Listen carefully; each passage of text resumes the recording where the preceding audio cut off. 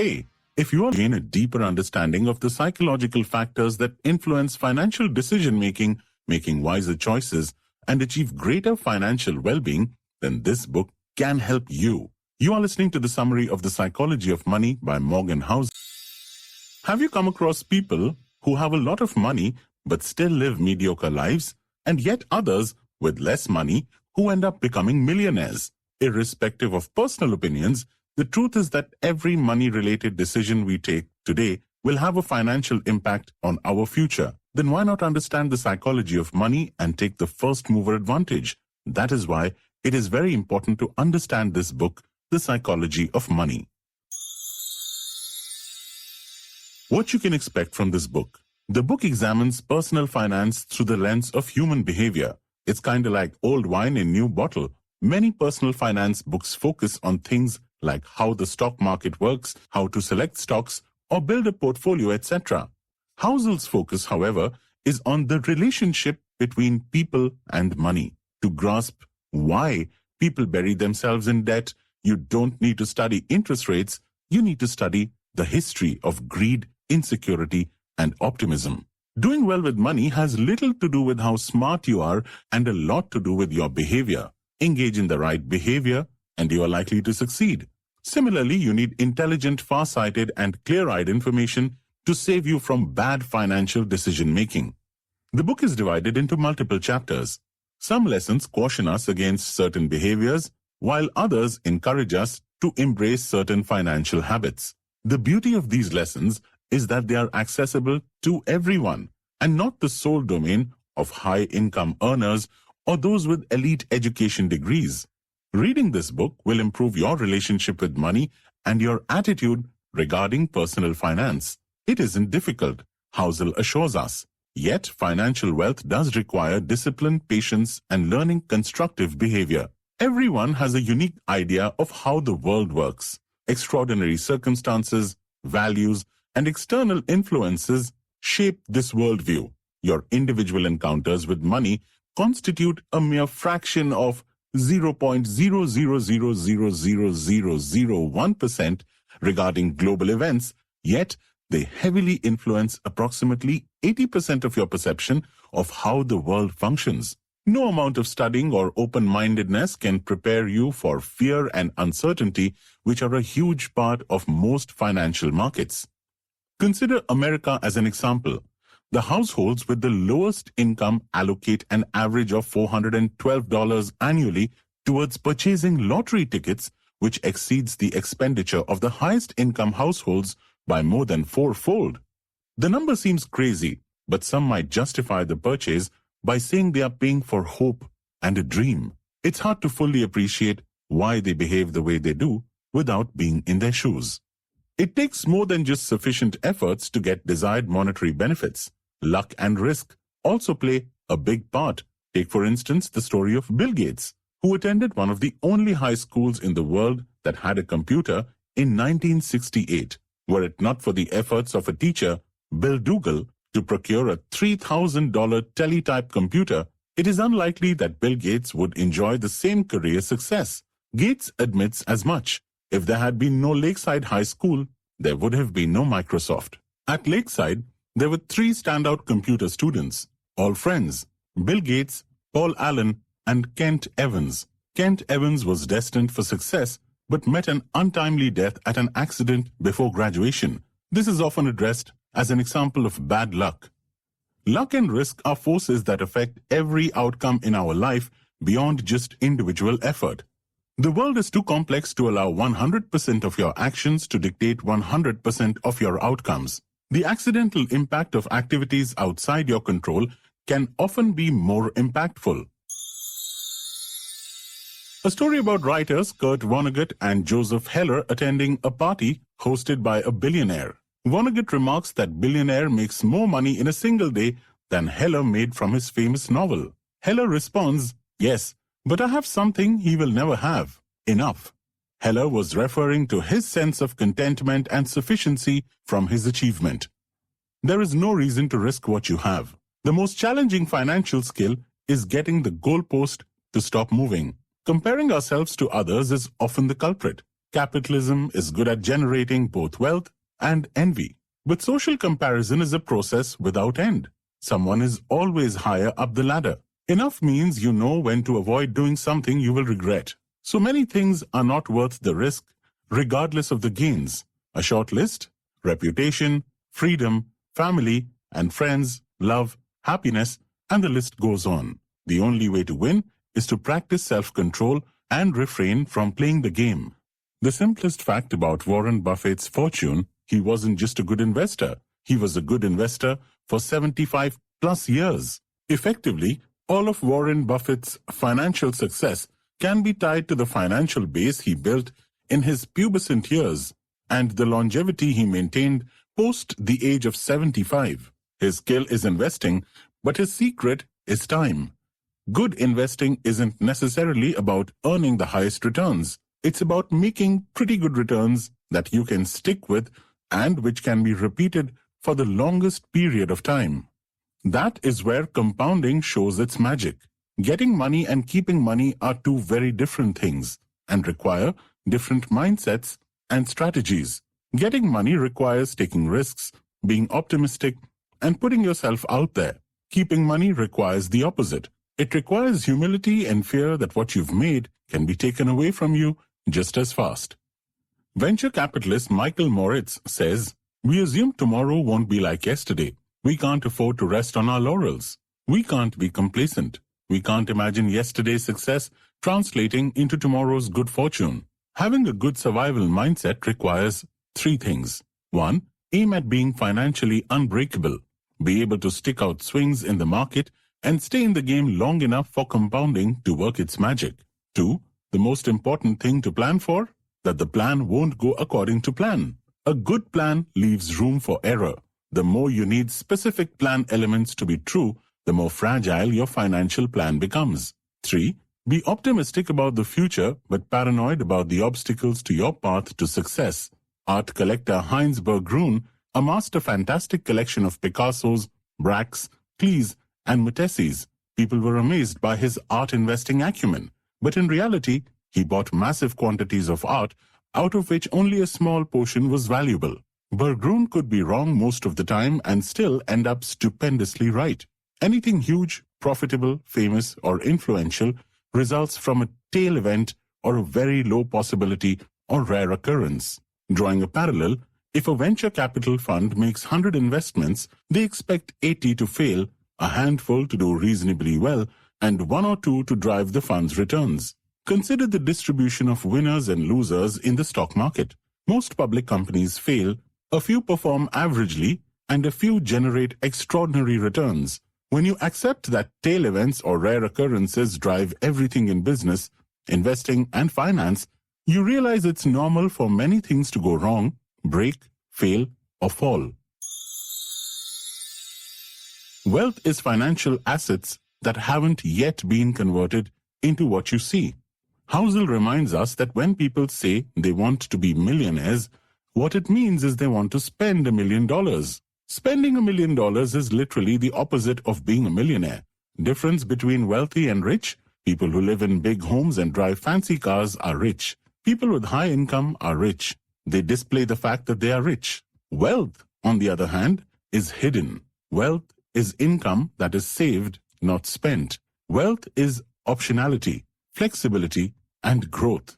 Wealth is the ability to purchase stuff if you need to. Past a certain level of income, there are 3 types of people: those who save, those who don't think they can save, those who don't think they need to save.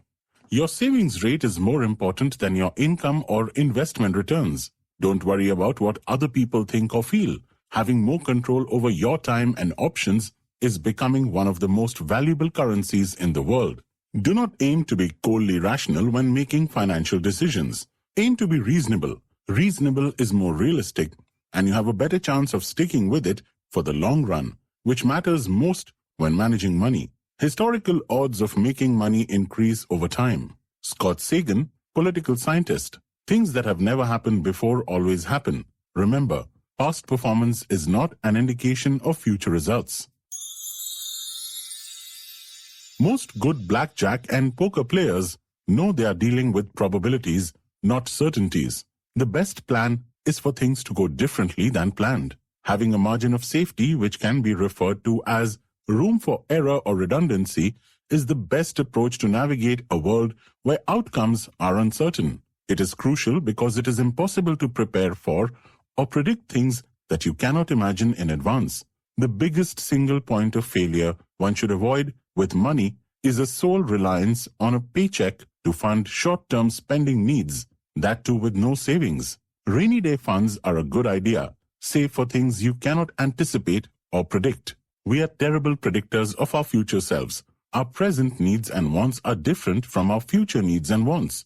Long-term plans and decision-making is complicated. What matters to you today may be viewed as inconsequential in a decade. Sunk costs anchor us to past decisions, hindering our ability to adapt and change. Instead, we should prioritize avoiding future losses rather than being trapped by bad financial decisions that have already gone and are in the past now. The key to many things with money is just figuring out what is the price and be willing to pay it. Successful investing demands a price, but its currency is not dollars and cents. Instead, it's volatility, fear, doubt, uncertainty, and regret, all of which are easy to overlook until you deal with them in real time. Most investors are not comfortable with the idea of losing 20% of their money. However, if you think of volatility as a fee, it changes your perspective. When investing for the long term, you must be willing to accept the temporary ups and downs of the market. Tell someone everything will be great, and they're likely to either get away from you or offer a skeptical eye. Tell someone they're in danger, and you have their undivided attention. Daniel Kahneman says, this asymmetry between the power of positive and negative expectations or experiences has an evolutionary history. Organisms treat threats as more urgent than opportunities to have a better chance to survive and reproduce. People respond to adversity and problems with new and novel solutions. In the 2000s, as oil prices increased, a specific type of oil extraction became economically feasible. Necessity is the mother of all invention, and humanity is endlessly innovative. Threats incentivize solutions in equal magnitude. Progress is slow, but setbacks and disasters happen quickly and impactfully. There are lots of overnight tragedies. There are rarely overnight miracles. Growth is driven by compounding, which always takes time. Destruction is caused by single points of failure, which can happen in seconds, and loss of confidence, which can occur in an instant. Independence drives all of Housel's financial decisions. Live below your means, derive pleasure from free or low-cost activities like exercising, reading, podcasts, learning, etc. Owns his house without a mortgage. Admits that this is a terrible financial decision, but is a great money decision because of the peace of mind. Maintains 20% of his assets in cash outside of the value of his primary home. He does this to maintain a safety net and to avoid being forced to sell his stock market investments in an emergency. Charlie Munger. The first rule of compounding is never unnecessarily interrupting it. No longer invests in individual stocks. All of Housel's stock market investments are low-cost index funds. Some people can outperform the market averages. It's harder and more complex than most think. However, every investor should pick a strategy with the highest odds of successfully meeting their goals. For most investors, low-cost index funds will provide the highest odds for long-term success. Real financial freedom is the ability to wake up every morning and say, I can do whatever I want today, whenever I want. Many people want to become rich to show off or please others. Happiness is a tricky topic because the meaning of happiness is different for everyone. But if happiness is understood in a common language, then it is that people want to control their life.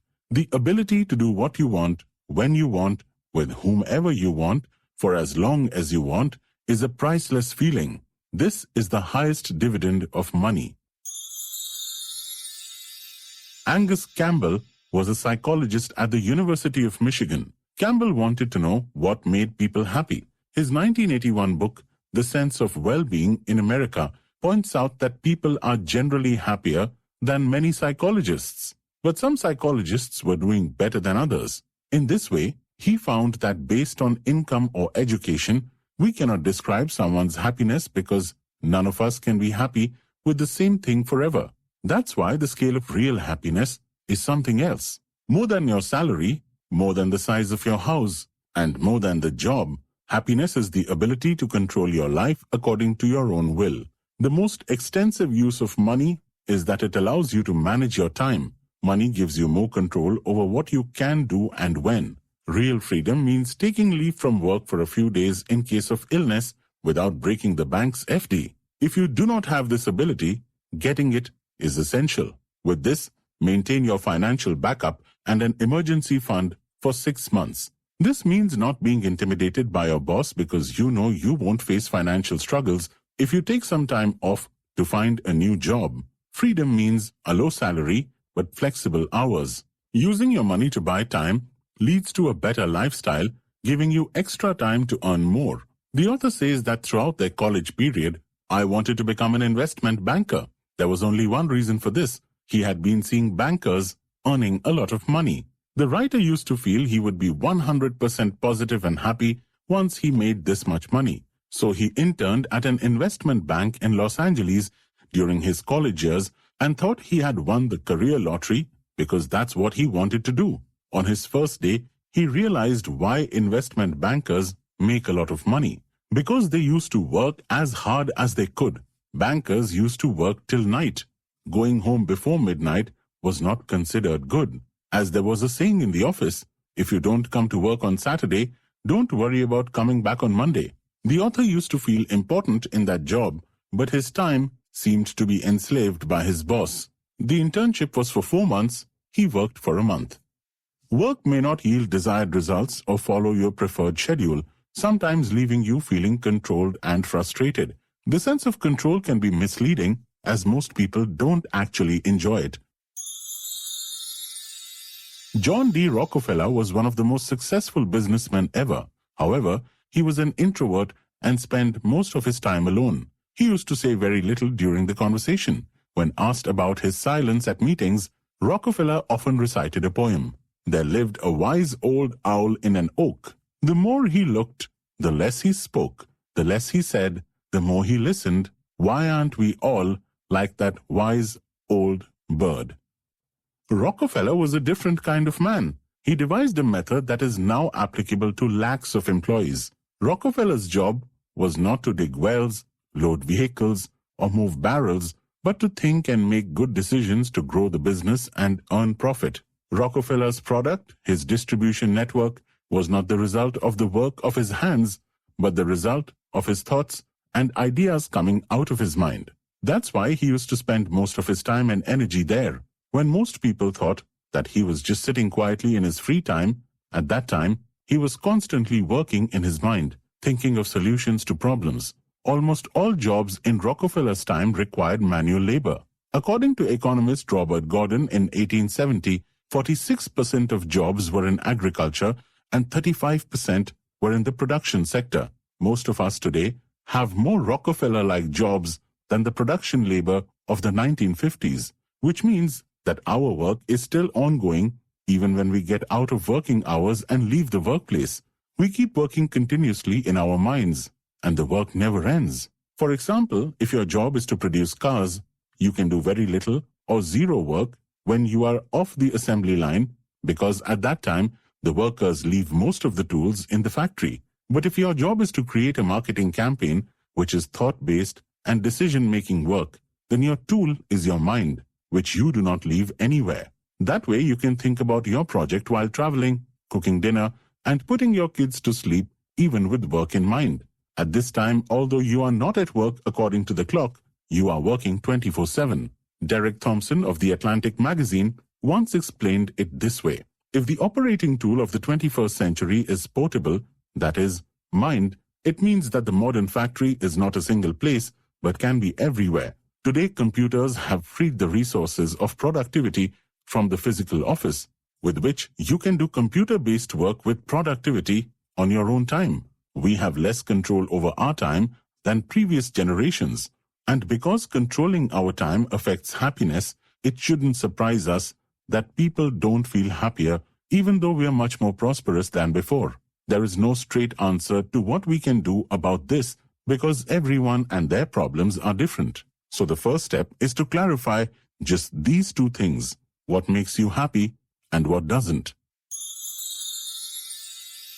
In his book, 30 Lessons for Living, the author reports that gerontologist Carl Pilmer interviewed over 1,000 elderly Americans and noted the lessons learned from their life experiences. One of the elders said, to be happy, you need money to buy the things you want and try to work as hard as you can for them. Someone said that there should be more money than the people around. If you have more money than them, then it is a real success. Someone said that you should choose your work based on your desire.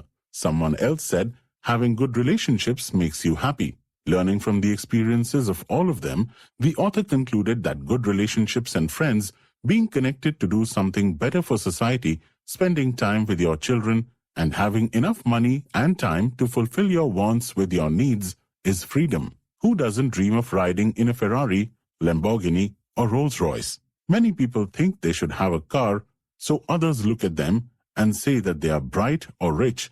But have you ever done this? When you see someone driving a nice car, you rarely think, wow, the guy driving that car is so cool.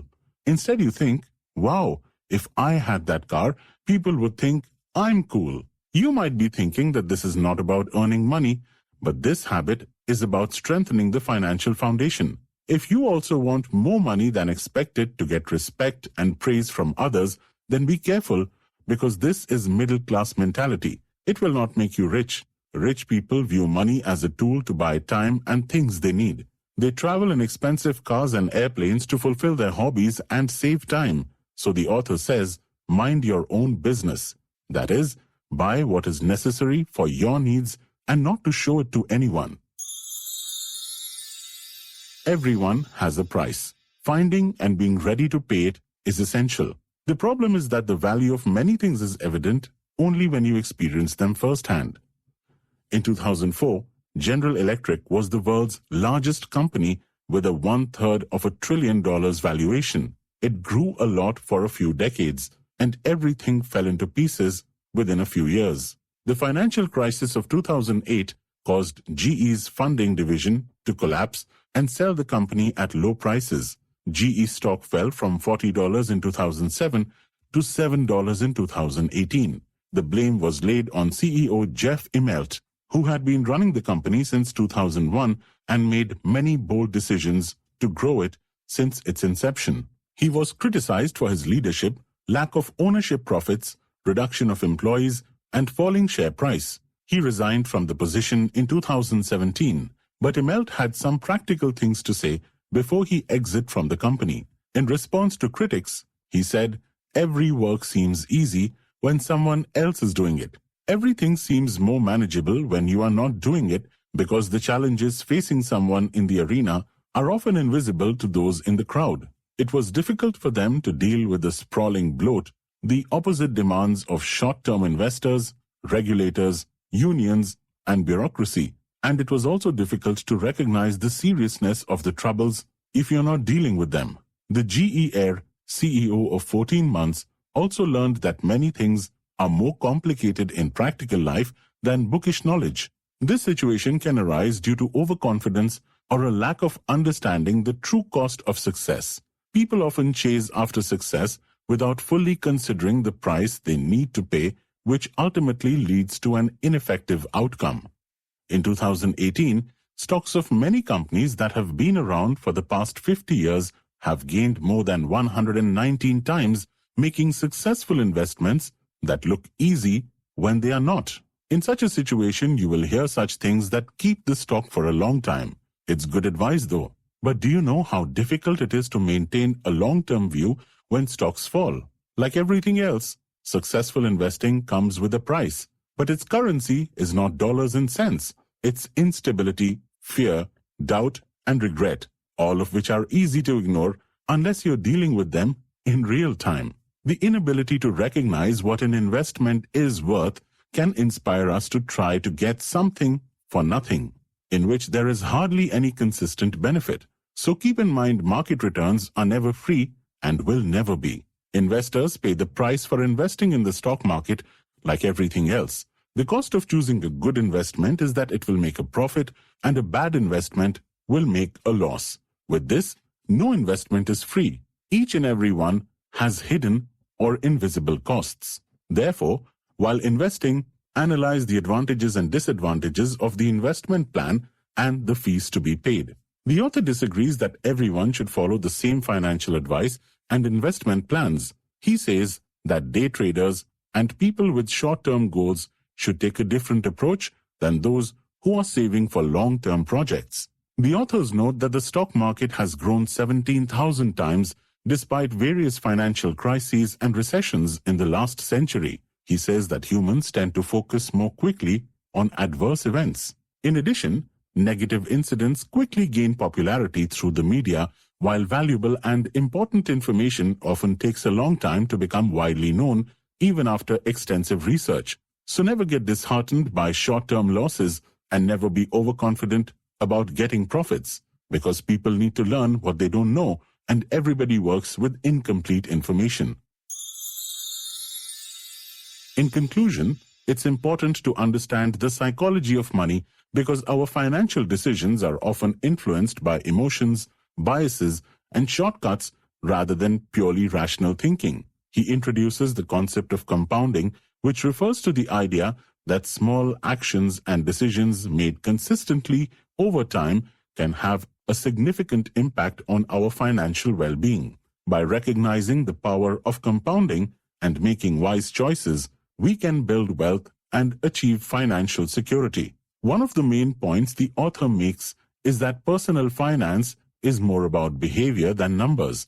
It's not just about how much money you make or the investments you choose. It's about your attitudes, values, and habits. Many people fall into the trap of comparing themselves to others or trying to keep up the societal expectations, which leads to poor financial decisions. The author suggests focusing on personal satisfaction and financial contentment rather than material possessions or social status. It is the key to achieving long-term financial success. Another crucial aspect of the psychology of money is our inherent biases. The author discusses several common biases that affect our financial decision-making, such as loss aversion, overconfidence, and recency bias. He explains how these biases can lead to poor investment choices, excessive risk-taking, and irrational behavior. By understanding these biases, we can become more aware of our tendencies and make more rational financial decisions. The author also highlights the importance of managing financial risks. He argues that taking risks is an inherent part of investing, but it's crucial to understand the potential downsides and develop a risk management strategy. Diversification, having a long-term perspective, and avoiding excessive leverage are some of the key principles he advocates for reducing financial risks. The author also emphasizes the role of luck in financial success. While hard work and intelligence play a part, luck also plays a significant role in determining outcomes. Housel argues that acknowledging the role of luck helps cultivate humility and avoid the trap of attributing success solely to one's abilities. Understanding the role of luck also helps individuals become more empathetic and compassionate towards others who may not have experienced the same opportunities. Housel concludes the book by stressing the importance of flexibility and adaptability in the face of uncertainty. Financial plans and strategies need to be dynamic and adaptable to changing circumstances. He encourages readers to focus on building resilience and maintaining a margin of safety to withstand unexpected events and economic downturns. In short, the psychology of money explores the complex interplay between human behavior and finance. It highlights the significance of personal attitudes and habits, the impact of biases on decision-making, the management of financial risks, the role of luck, and the importance of adaptability. By understanding and applying these principles, readers can cultivate a healthier and more productive relationship with money and achieve long-term financial well-being. So friends, we understood the real psychology of money. Let us now repeat the important lessons once so that it is easy to remember. 1. Every person looks at money through the prism of their past experiences. It is important to remember that till you have not gone through a financial crisis and felt its consequences, you will never understand why people behave the way they do. 2. Nothing is as good or bad as it seems. Apart from individual efforts, every result in life is also determined by other powers. Bill Gates had more advantages than those millions of other students because he studied at one of the top colleges in the world and his family's financial condition was also good. 3. Rich people do weird things. People like Rajat Gupta and Bernie Madoff had everything: money, power, and financial freedom, but did not manage them well. The lesson is that financial understanding is essential to making money. 4. Compounding is the eighth wonder. Warren Buffett is not wealthy just because he's a good investor. Rather, it is because of being a good investor since childhood. As of today, Warren Buffett has a net worth of $84.5 billion.